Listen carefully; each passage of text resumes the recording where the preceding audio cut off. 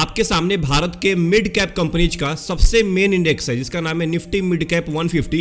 ये लगभग 19% नीचे गिर चुका है पिछले 5-6 महीने के अंदर में। एक भारी गिरावट आपको देखने को मिली है दिसंबर महीने के बाद, बहुत तेजी के साथ नीचे गिरा था।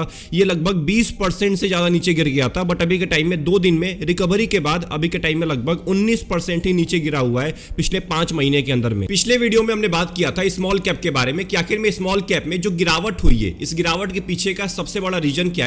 हमने उन स्मॉल कैप म्यूचुअल फंड के बारे में बात किया था जो मार्केट के कंपेयर में सबसे कम नीचे गिरे हुए, जो अपने बेंचमार्क, जो अपने कैटेगरी एवरेज के कंपेयर में सबसे कम नीचे गिरे हुए, उन म्यूचुअल फंड के बारे में हमने बात किया था। आज हम बात करने वाले हैं मिड कैप के बारे में कि आखिर में मिड कैप में ये गिरावट क्यों हो रही है, अभी के टाइम में इसका वैल्यूएशन क्या है, क्या अभी के टाइम में मिड कैप के अंदर पैसा इन्वेस्ट करना सही भी है या अभी के टाइम में पैसा आपको नहीं इन्वेस्ट करना चाहिए, थोड़े टाइम का वेट करना चाहिए। और मिड कैप के अंदर वो कौन से 2 म्यूचुअल फंड है जो अभी के टाइम में अपने बेंचमार्क और अपने कैटेगरी एवरेज के मुकाबले में सबसे कम नीचे गिरे हुए हैं। क्योंकि अगर आपने इन म्यूचुअल फंड को खोज लिया ना, तो आप लंबे टाइम तक एक ऐसे म्यूचुअल फंड के अंदर पैसा इन्वेस्ट करेंगे जो मार्केट अगर गिरे ना तो उससे बहुत ज्यादा कम नीचे गिरे। अब इससे फायदा ये होता है कि बाकी म्यूचुअल फंड के कंपेयर में, बाकी इन्वेस्टर्स के मुकाबले आपका पोर्टफोलियो कम नीचे गिरने वाला है। तो इस पूरे वीडियो को आखिरी तक वॉच करिएगा अगर आप एक मिड कैप के इन्वेस्टर हैं या मिड कैप में इन्वेस्ट करने के बारे में सोच रहे हैं। अभी के टाइम में अगर हम निफ्टी मिड कैप 150 के पी रेशियो के बारे में बात करें तो लगभग 34.5 का चल रहा है। ये लगभग 45 से गिर के लगभग 34 पे आ चुका है।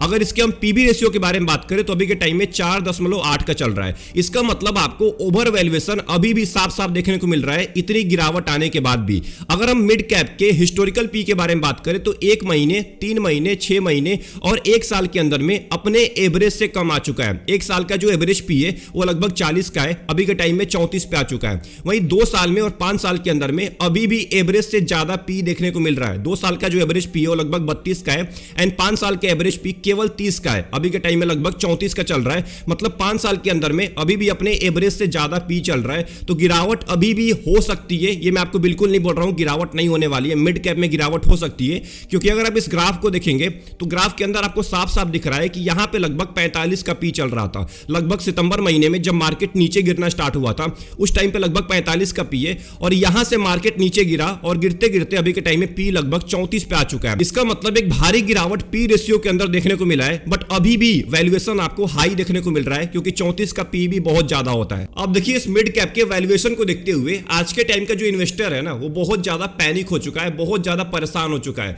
वो ये सोच रहा है कि मिड कैप में अगर मैं अभी के टाइम में पैसा इन्वेस्ट करूंगा, क्योंकि अभी के टाइम में वैल्यूएशन बहुत ज्यादा चल रहा है तो गिरावट होना तय है। मिड कैप में गिरावट आ सकती है, अभी भी और ज्यादा गिरावट आ सकती है। तो अगर मैं अभी के टाइम में पैसा इन्वेस्ट करूंगा तो मेरा पोर्टफोलियो और ज्यादा लॉस में चला जाएगा। इसीलिए मिड कैप में मैं अभी पैसा नहीं इन्वेस्ट करूंगा, बाद में पैसा इन्वेस्ट करूंगा जब मार्केट फिर से सही हो जाएगा, मिड कैप का वैल्यूएशन फिर से सही हो जाएगा। अब देखिए बिल्कुल ही गलत डिसीजन है। अभी के टाइम में आपको ज्यादा वेट नहीं करना है अगर आप एक लॉन्ग टर्म के इन्वेस्टर हैं। अब देखिए मिड कैप और स्मॉल कैप में ऑब्वियस है वैल्यूएशन बहुत ज्यादा हो गया था, लोगों ने भर भर के पैसा इन्वेस्ट किया था, इसके वजह से वैल्यूएशन आसमान को छू रहा था। अब एक बहुत बड़ा बबल क्रिएट हो गया था स्मॉल कैप और मिड कैप के अंदर। अब ये बबल फूटना आज के टाइम में बिल्कुल ही तय था। अगर ये बबल नहीं फूटता ना तो आपको 2008 से भी बड़ा क्रैश देखने को मिल सकता था, क्योंकि लोग आंख बंद करके मिड कैप के अंदर पैसा इन्वेस्ट किए जा रहे थे, स्मॉल कैप में इन्वेस्ट किए जा रहे थे। अब जो वहां पे फंड मैनेजर बैठा हुआ है उसके पास इतना ज्यादा इन्फ्लो आ गया था कि उस बेचारे को इक्विटी मार्केट में पैसा इन्वेस्ट करना ही पड़ता था,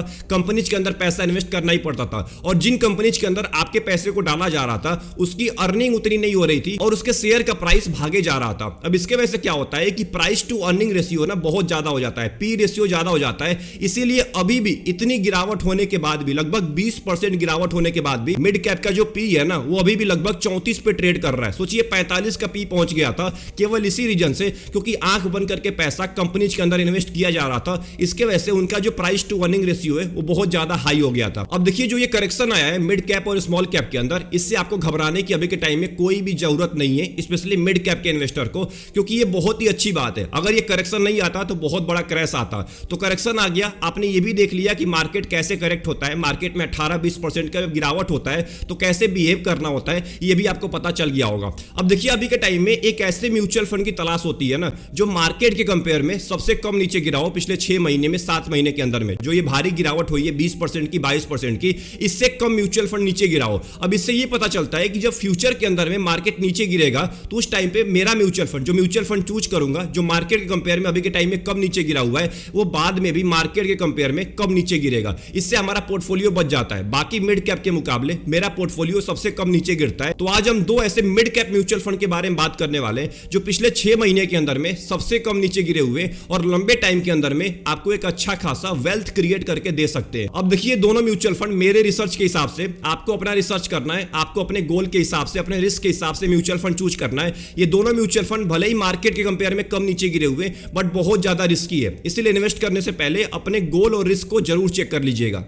हमारे लिस्ट के अंदर सबसे पहला मिड कैप म्यूचुअल फंड है axis mid cap mutual fund. अब देखिए, इस म्यूचुअल फंड को 10 साल से ज्यादा का टाइम हो चुका है। मैं उन्हीं म्यूचुअल फंड का नाम लूंगा जिनको 10 साल से ज्यादा का टाइम हो चुका है कम से कम, क्योंकि ये कोविड के मार को झेल चुके हैं और अभी के टाइम में जो करेक्शन हुआ है इसको भी झेल चुके हैं। तो एक बार देख लेते हैं कि आखिर में एक्सिस मिड कैप ने कैसे परफॉर्मेंस दिया है शॉर्ट टर्म के अंदर में एंड लॉन्ग टर्म के अंदर में। पिछले एक साल की अगर बात करें तो एक्सिस मिड कैप ने लगभग 9.5% का रिटर्न दिया है, वहीं बेंचमार्क ने माइनस में रिटर्न दिया है और कैटेगरी ने लगभग 6.5% का रिटर्न दिया है। मतलब एक साल में बेंचमार्क और कैटेगरी को दोनों को बीट किया है एक्सिस मिड कैप ने। 6 महीने की बात करें तो लगभग 14% नीचे गिरा हुआ है, वहीं बेंचमार्क लगभग 19% नीचे गिर चुका है और कैटेगरी लगभग 15% नीचे गिरा हुआ है। इसका मतलब फिर से 6 महीने के अंदर में भी बेंचमार्क और कैटेगरी को आसानी से बीट कर दिया है। 3 महीने की अगर बात करें तो लगभग 14.5% नीचे गिरा हुआ है, बेंचमार्क 18% एंड कैटेगरी लगभग 15% से भी ज्यादा नीचे गिर चुका है। इसका मतलब फिर से 3 महीने के अंदर में भी बेंचमार्क और कैटेगरी को बीट कर दिया है। एंड पिछले 1 महीने की अगर बात करें तो लगभग 6.5% नीचे गिरा हुआ है, वहीं बेंचमार्क 10% एंड कैटेगरी फिर से 7% नीचे गिर चुका है। 1 महीने के अंदर में भी बेंचमार्क और कैटेगरी को आसानी से बीट कर दिया है। वहीं पे अगर हम 2 साल की बात करें तो लगभग 22.5% का रिटर्न दिया है और बेंचमार्क ने 24% का और कैटेगरी ने 25% का। इसका मतलब लंबे टाइम के अंदर में आपको ज्यादा रिटर्न नहीं मिला है, बट ये डाउनफॉल के टाइम में ही आपको अच्छा रिटर्न देता है। डाउनफॉल के टाइम में सबसे कम नीचे गिरता है। 5 साल की अगर बात करें तो लगभग 21% का रिटर्न है, वहीं बेंचमार्क का 24% का एंड कैटेगरी का 23% का। एंड पिछले अगर 10 साल की बात करें तो लगभग 19% का रिटर्न दिया इस म्यूचुअल फंड ने एंड बेंचमार्क ने केवल 14.5% का और कैटेगरी ने लगभग 19% का। इसका मतलब इसने बेंचमार्क को फिर से बीट किया है 10 साल के टाइम में। अगर आप एक्सिस मिड कैप में केवल 10,000 रुपए इन्वेस्ट किए होते जब ये फंड स्टार्ट हुआ था 2013 के अंदर में, तो आज इसकी वैल्यू 81,590 रुपए हो जाती।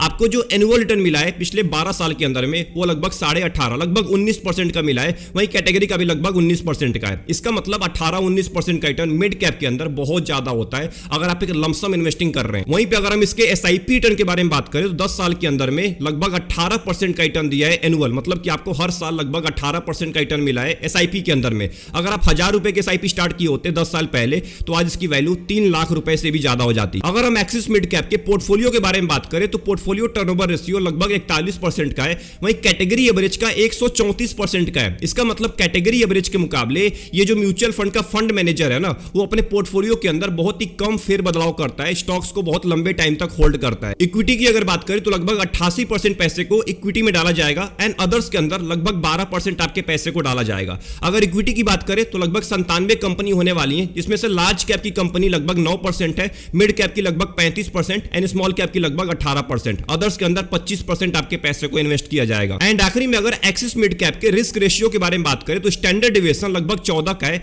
वहीं कैटेगरी एवरेज का 15.5 का है। इसका मतलब कैटेगरी एवरेज के मुकाबले कम वोलेटिलिटी आपको देखने को मिलेगी। बीटा भी लगभग 1 से बहुत ज्यादा कम है, कैटेगरी के लगभग बराबर है। इसका मतलब मार्केट के कंपेयर में ये कम नीचे गिरने वाला है। बट यहां पे सबसे गलत चीज है वो है Sharpe ratio. Sharpe ratio category average से कम है, इसका मतलब आपको रिस्क एडजस्टेड रिटर्न अच्छा नहीं मिलने वाला है कैटेगरी एवरेज के मुकाबले। इसीलिए लंबे टाइम के अंदर में ये अपने कैटेगरी एवरेज के मुकाबले ज्यादा रिटर्न नहीं दे पा रहा है, बट जितना भी रिटर्न दिया है ना वो बहुत ज्यादा रिटर्न है किसी भी नॉर्मल रिटेल इन्वेस्टर के लिए। तो अगर आप एक ऐसे मिड कैप म्यूचुअल फंड की तलाश कर रहे हैं जो आपको लंबे टाइम के अंदर में ज्यादा रिटर्न ना दे, मतलब जो बाकी म्यूचुअल फंड है, जो बाकी मिड कैप के म्यूचुअल फंड है जो आपको बहुत ज्यादा रिटर्न देते हैं लंबे टाइम में 22% के 25% का, बट अगर आप चाहते हैं कि लंबे टाइम में जब मार्केट नीचे गिरे ना उस टाइम पे ये म्यूचुअल फंड सबसे कम नीचे गिरे जिससे मेरे पोर्टफोलियो के ऊपर ज्यादा इंपैक्ट ना पड़े, तो आप जा सकते हैं एक्सिस मिड कैप के अंदर। अब देखिए रिस्की कैटेगरी का म्यूचुअल फंड है, इसीलिए इन्वेस्ट करने से पहले अपने रिस्क को जरूर चेक कर लीजिएगा। अगर आपका गोल लंबे टाइम का है, 10 साल का है, 12 साल का है, तभी आप इस म्यूचुअल फंड के बारे में सोचिएगा, क्योंकि लंबे टाइम के अंदर में लगभग 18-19% का इसने रिटर्न दिया है। अब देखिए फ्यूचर के बारे में हमें बिल्कुल नहीं पता है, फ्यूचर में कुछ भी हो सकता है। 18% से आपको ज्यादा भी रिटर्न मिल सकता है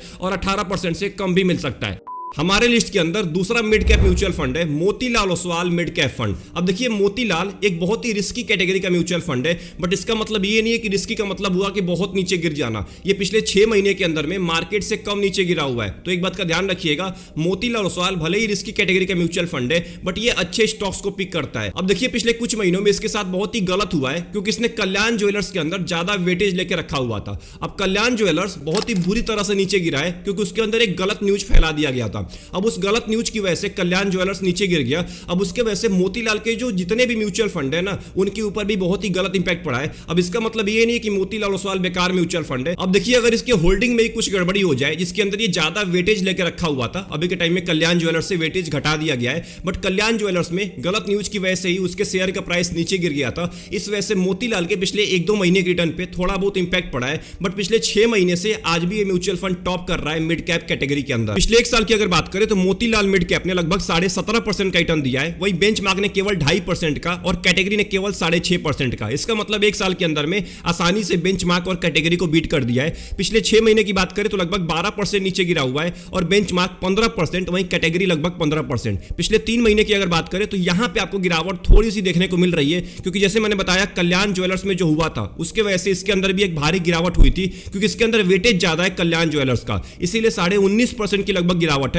वहीं बेंचमार्क में 15% की और कैटेगरी में भी लगभग 15% की। बट पिछले 1 महीने की बात करें तो केवल 7.5% ही नीचे गिरा है। बेंचमार्क और कैटेगरी भी लगभग 7-7.5% ही नीचे गिरा है, तो 1 महीने के अंदर में लगभग आपको बराबर रिटर्न दिया है। बट वहीं पे अगर 2 साल की बात करें तो लगभग 34% का रिटर्न है, बेंचमार्क का केवल 25% का, कैटेगरी का भी लगभग 25% का। 5 साल के अंदर में 28% का रिटर्न है, यहां भी बेंचमार्क और कैटेगरी को आसानी से बीट कर दिया है। वहीं पे अगर बात करें पिछले 10 साल की तो लगभग आपको 23% से भी ज्यादा रिटर्न दिया है, बेंचमार्क ने केवल 21% का और कैटेगरी ने केवल 19% का। इसका मतलब लंबे टाइम के अंदर में भी बेंचमार्क और कैटेगरी को बीट किया है और शॉर्ट टर्म के अंदर में भी अपने कैटेगरी और बेंचमार्क को आसानी से बीट कर दिया है। अगर आप इस म्यूचुअल फंड में केवल 10,000 रुपए का लमसम किए होते 2014 के अंदर में, तो आज इसकी वैल्यू 1 लाख रुपए से भी ज्यादा हो जाती। इसने आपको एनुअल रिटर्न दिया है लगभग 23% का पिछले 11 साल के अंदर में, और पिछले 10 साल में लगभग 17.5% का, और आज अपने पूरे कैटेगरी के अंदर में 1 नंबर पे रैंक कर रहा है। 10 साल की अगर बात करें, पिछले 1 साल में भी 1 नंबर पे रैंक कर रहा है, 2 साल में भी और 3 साल में भी 1 नंबर पे रैंक कर रहा है अपने पूरे कैटेगरी के अंदर। वहीं अगर आप इस म्यूचुअल फंड में 1000 रुपए के एसआईपी स्टार्ट किए होते 10 साल पहले, तो आज इसकी वैल्यू 3,84,000 रुपए से भी ज्यादा हो जाती।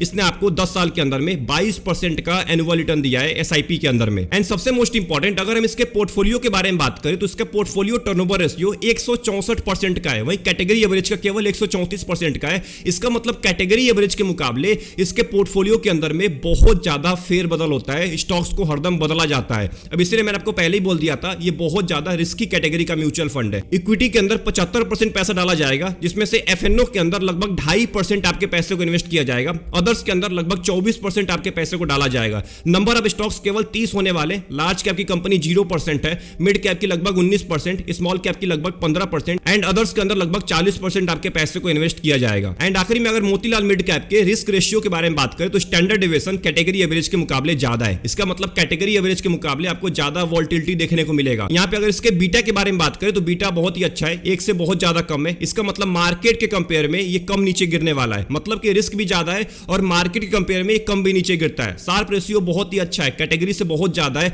इसका मतलब आपको रिस्क एडजस्टेड रिटर्न अच्छा खासा मिलने वाला है फ्यूचर के अंदर में। तो अगर आपने यहां तक इस पूरे वीडियो को वॉच कर लिया है, इसका मतलब आप एक मिड कैप के इन्वेस्टर है या मिड कैप में इन्वेस्ट करने के बारे में सोच रहे हैं। तो इस पूरे वीडियो का कंक्लूजन आपके सामने रख देता हूं। अब देखिए शुरू में हमने बात किया था कि लगभग 19% की गिरावट हुई अभी के टाइम में पिछले 6 महीने के अंदर में। उसके बाद हमने बात किया था इसके पी रेशियो के बारे में, इसका वैल्यूएशन आज के टाइम पे भी बहुत ज्यादा हाई है। अगर बात करें बाकी इंडेक्स के मुकाबले तो इसका वैल्यूएशन ज्यादा है। स्मॉल कैप का गिर के लगभग 25-26 पे आ चुका है, बट इसका अभी भी लगभग 34 पे, लगभग 45 से गिर के लगभग 34 पे आ चुका है। तो अभी भी वैल्यूएशन ज्यादा है, गिरावट हो सकती है, मैं आपको बिल्कुल नहीं बोल रहा हूं कि गिरावट नहीं होगी। वैल्यूएशन ज्यादा होता है तो मार्केट उसको सही करने के लिए मिड कैप को नीचे गिराएगा ही गिराएगा, इस बात को आपको ध्यान देना है। एक बबल क्रिएट हो गया था, बहुत सारे लोगों ने आंख बंद करके पैसा इन्वेस्ट किया था मिड कैप और स्मॉल कैप के अंदर, इसके बारे में हमने बात कर लिया है। फंड मैनेजर को आपके पैसे को इन्वेस्ट करना होता है किसी भी तरीके से इक्विटी मार्केट के अंदर में, और उस बेचारे के पास कोई भी ऑप्शन नहीं होता है, इसीलिए जो वैल्यूएशन है ना वो बहुत ज्यादा बढ़ गया था। इसके बारे में हमने बात कर लिया है। एंड सबसे मोस्ट इंपॉर्टेंट, उन 2 म्यूचुअल फंड के बारे में हमने बात किया